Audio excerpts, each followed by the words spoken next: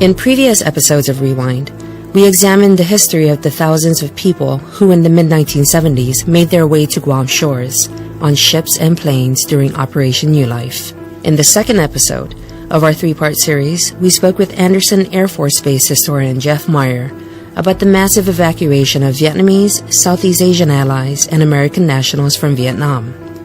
The efforts, coordinated by the U.S. military, involved all service branches as well as members of Guam's community who took part in the processing, medical care, and housing of more than 100,000 people who became refugees after fleeing the war-torn country.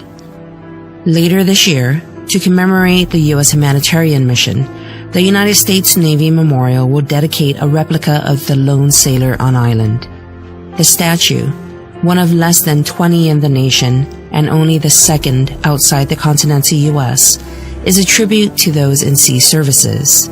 The statue will symbolize the lasting relationship the Vietnamese-American community has with the island, her people, and the military services who provided them with care and administrative assistance.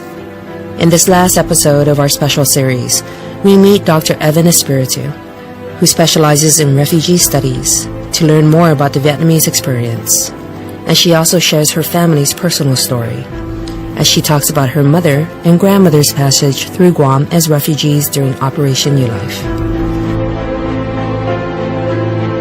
When the story of this war comes to be told in school,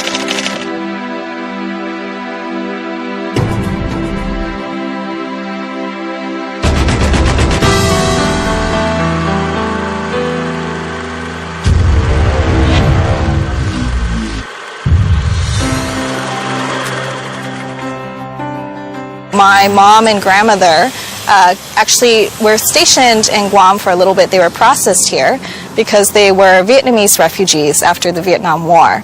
So they decided to leave in April 1975. They went through several of the U.S. military bases in the Pacific. So they were first in the Philippines.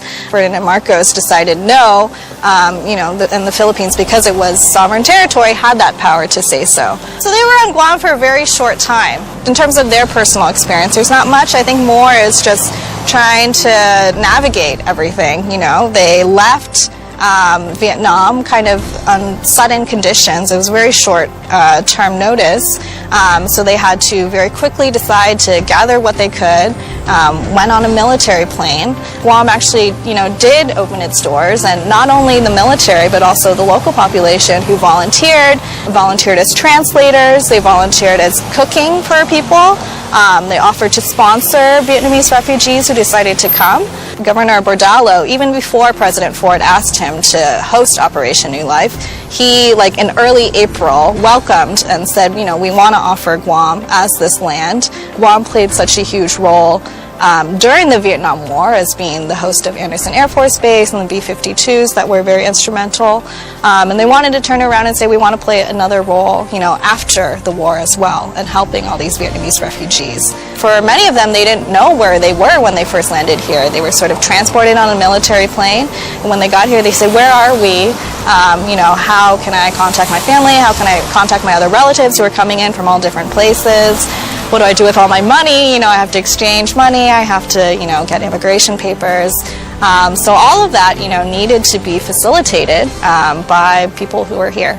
So I asked people why they decide to stay versus going on to the stateside, because the majority of people went on to the stateside. Some of the things that people have said is that they really feel like the climate and the culture of Guam is very similar to Vietnam. It's also much closer, so if they have family or relatives in Vietnam, it's easier for them to go back and forth. I think overall they say people are very welcoming here.